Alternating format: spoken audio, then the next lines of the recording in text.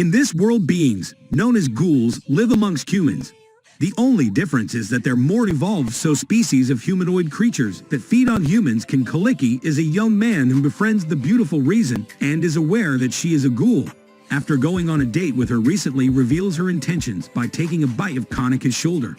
Then she proceeded to toy with him until he almost died. But by a stroke of luck, he survives her attack after some heavy construction materials fall on her. But he's mortally wounded. Fortunately, he was saved, but an emergency operation performed by Dr. Akihiro transfer and RE as a school in Oregon's economic body. This subsequently turns him into a half-ghoul, half-human hybrid economy.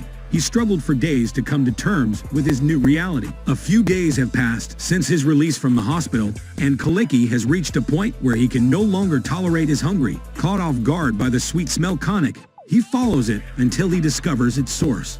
A fresh corpse, Kaneki yet again rejects the idea of eating a human being. But suddenly, the girl next to him gets taken out by a far stronger ghoul at proclaiming it says territory. Moments later, Toka, the girl from the coffee shop, swoops in and saves Kaneki, ultimately feeding him. In following the next few days, Kaneki struggles to adapt to his new nature with no success. Until another Ghoul was friends with his best friend tries to prey on him. Coincidentally, the Ghoul Nishiki is the same person to attack Kaneki last time. Forced to protect his friend, he fights back. But he's nowhere near strong enough to take him down, or so he thought. After beating him down, Nishiki moves in for the kill. Nevertheless, second economy's special abilities activate easily, overpowering the Shiki and saving his friend.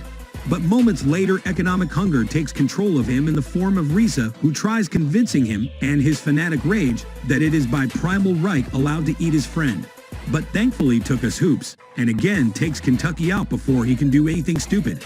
Kaneki awakes in the coffee shop. He regularly goes to reveal that the owner of it regulates its surrounding areas and also helps fellow ghouls in their time of need.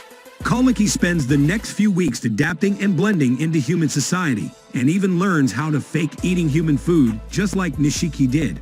Moments later, we get introduced to the CCG organization, with the sole purpose of suppressing ghouls and keeping them under tight control. Soon after, we get introduced to Katara and Moto, who are both assigned to investigate the 20th Ward Aka, where everyone lives. The both of them start making some important discoveries about Jason and his class Cool and Rize, who we learned is also as class jumping back to Kaneki, who was assigned to go food shopping. That basically means going to hotspots for self-shutdowns and laying claim to the fresh bodies.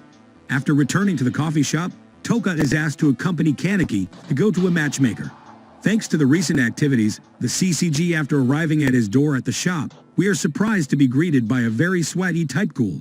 After finishing his measurements, he explains to Kaneki the importance of masks to ghouls, and how it's essential to have one if you happen to cross sites with a CCG. After leaving the shop, Kaneki reflects on his role at the coffee shop and wonders how he can be more useful. Back at the coffee shop at Kaneki, he makes friends with a little girl named Konami. The two of them quickly bond over their shared love for books, which made us Toka smile. A fruity Ghoulid Tsukiyama approaches Kaneki with unknown intentions. At first, he plays with their shared love for books, describing the masculine way words speak the dreams of the author to the reader so naturally that they start hanging out.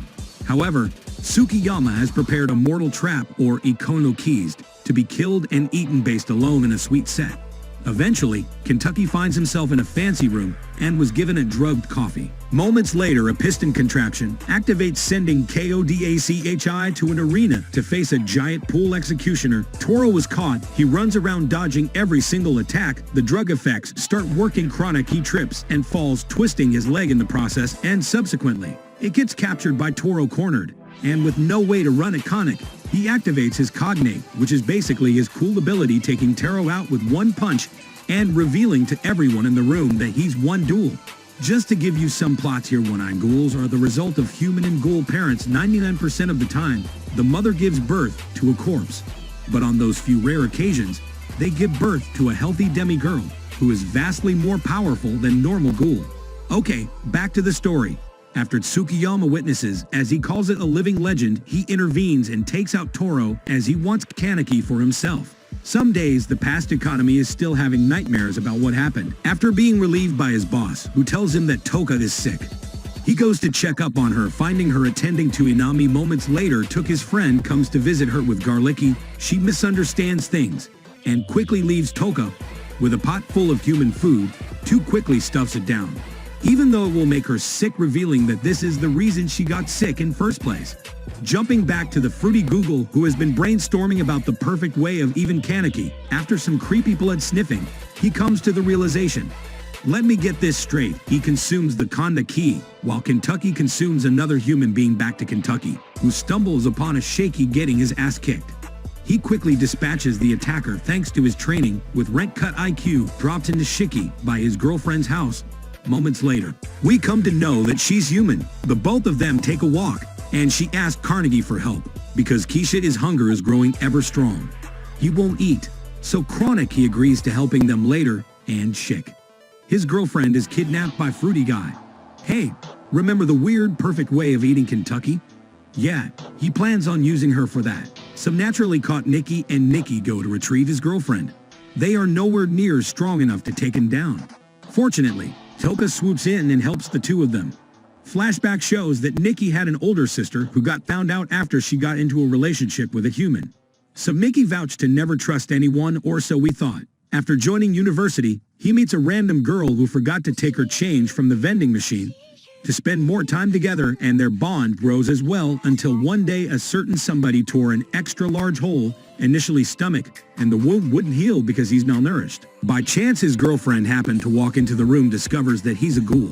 But surprisingly, she allows him to take a bite of her shoulder and reveals that on the first day they met, she lost her entire family in car accident. Niski is her only person that gave her the will to live back to the fight. Toka is struggling against Fruity Guy because she's malnourished as well.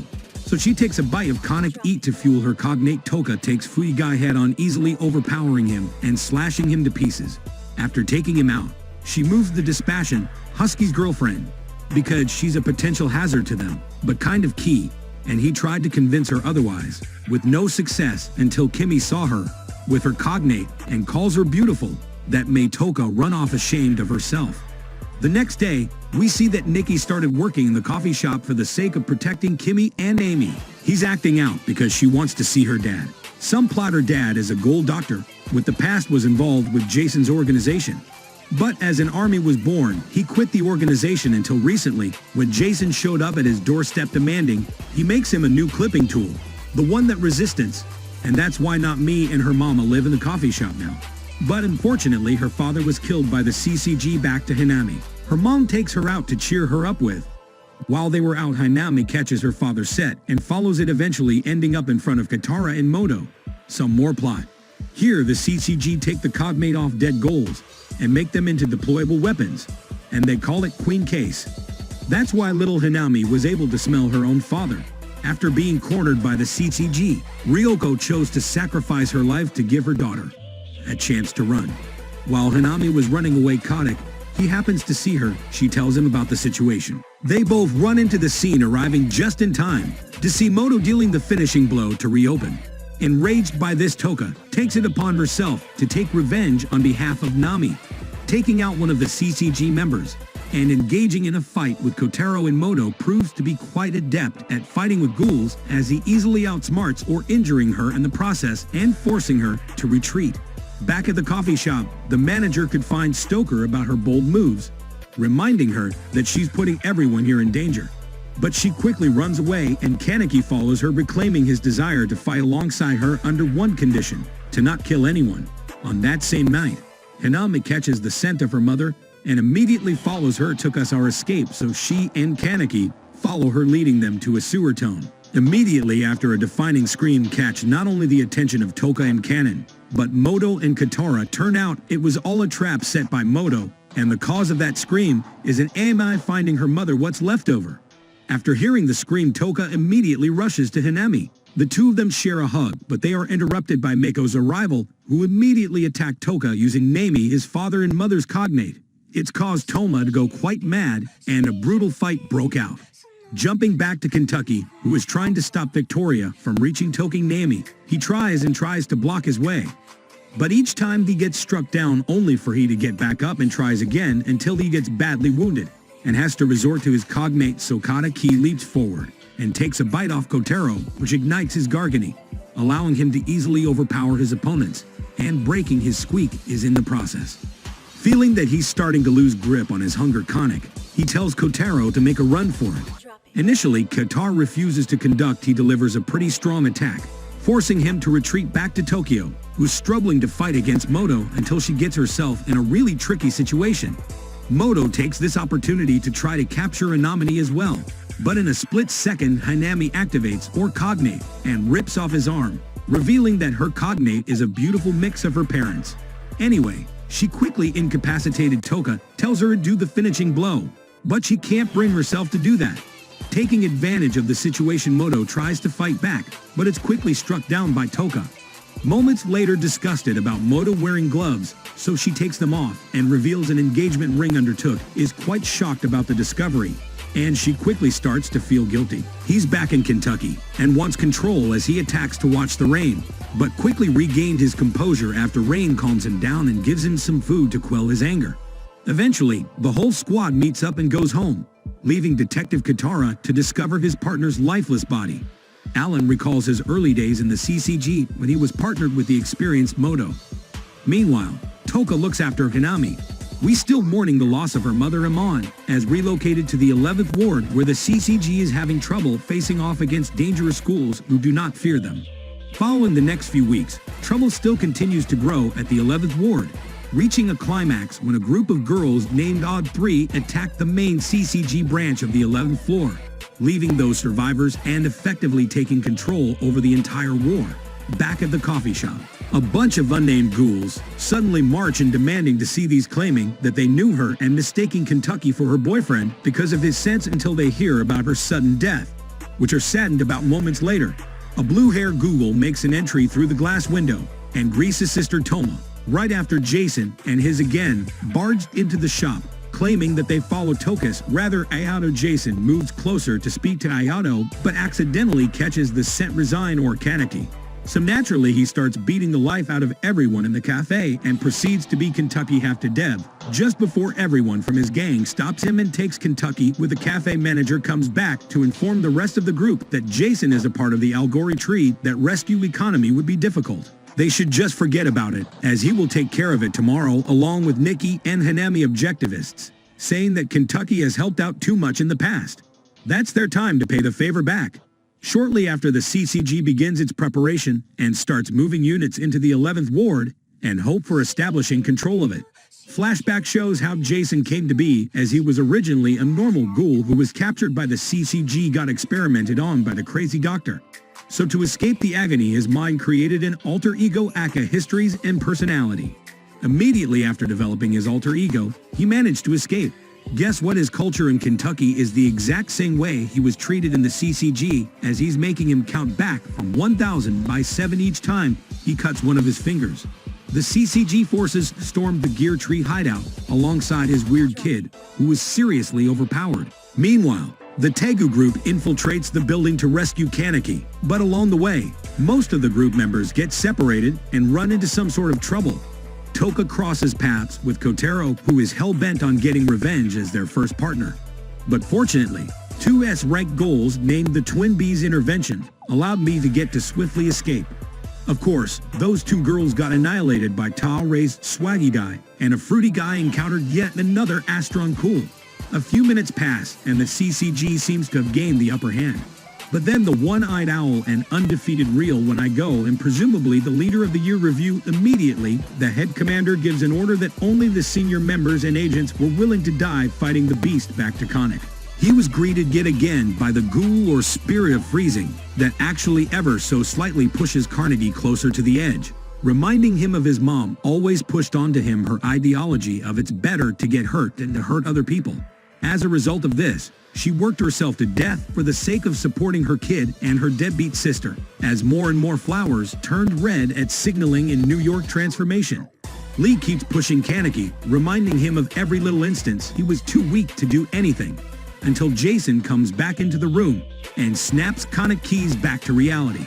As a test of his mental fortitude, he presents him with a moral dilemma. A couple of them tried to help Kentucky earlier. He has to choose which one of them will die. That's kind of cute, refuses to pick one. and Jason kills the both, plugging him back into his afternoon state.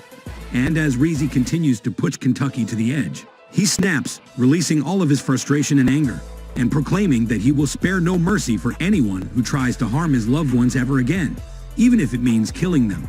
Rize is ecstatic to hear this, but you quickly ask him whether he'll accept her or not with Kaneki. He simply tells her that he will surpass her, and as she continues to question his decision, he tells her that the fault doesn't lay in him, but in the world they live in. And as he devours her, the wildflower field around them starts transforming into red spider lilies, which in Japanese culture mean death and rebirth, signaling that his transformation is complete. Back to reality, Jason comes to the room yet again to torture him, but this time taking another approach as he tells him that Ghoul will kill everyone in our path, including ghouls that oppose them during this kind of key, finds the power to break out his chains and starts strangling Jason. As Jason pushes him off, he takes a bite off and comes in that he tastes disgusting, and Kaneki, quickly dodging his attack and countering with a powerful kick at the cost of his leg. As a result of this, Jason goes mad, proclaiming that he will kill him no matter what as he was in for an attack. Kentucky dodges almost all of them until he gets caught by one of them and sent flying to the wall to Kaneki. He just brushes it off and activates his cognate as the two of them clash. Kentucky clearly has the upper hand, eventually ripping off Jason's and delivering a powerful slap that immobilizes him. Kaneki quickly starts torturing him the same way he did as he starts ordering him to count backward from 1,000 bison, have enough, until he eventually devours them.